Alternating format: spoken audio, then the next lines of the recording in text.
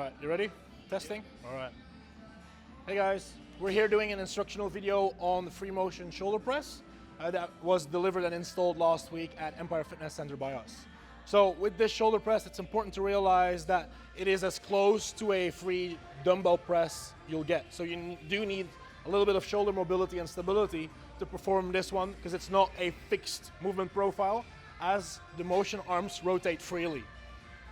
So for the setup, we've got the ability here to set the starting position higher or lower depending on how tall you are, and we've got the ability to move the seat back and forward depending on how mobile you are on the shoulders and which part of the shoulders you want to target within your sets using it.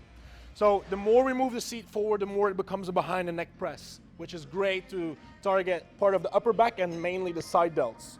Now, behind the neck shoulder press has gotten a bad rep over the years because people injure themselves doing it either wrongly or with the wrong range of motion, and they are actually restricted around the shoulder joint. So behind the neck shoulder press is an exercise that's extremely good and suitable to maintain shoulder health or to increase your shoulder health. But you need to obviously be able to get into that range of motion before utilizing and implementing it.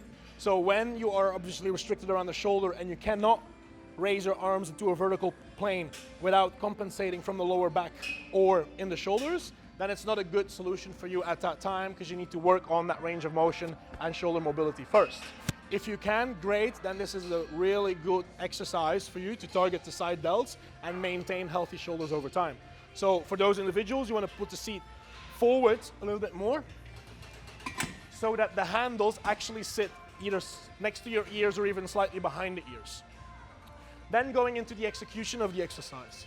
So gripping width is obviously depending on your preference, but as they move and rotate freely, it's not really that important. That's going to be more so relating on how you execute the pressing movement. So with any shoulder press, it's very important that the elbow travels in the same path as the movement arm does. So here you can see it basically moves straight up and down. So that means that your elbow joint is going to move straight up and down as well. Too many times do I see people where the movement profile is indeed vertical, and at the end of the motion, the elbow moves backwards, pointing in that direction, while the weight needs to move in that direction. That creates a lot of stress internally on the joints that we're utilizing. So with a press, it's very important that we respect that.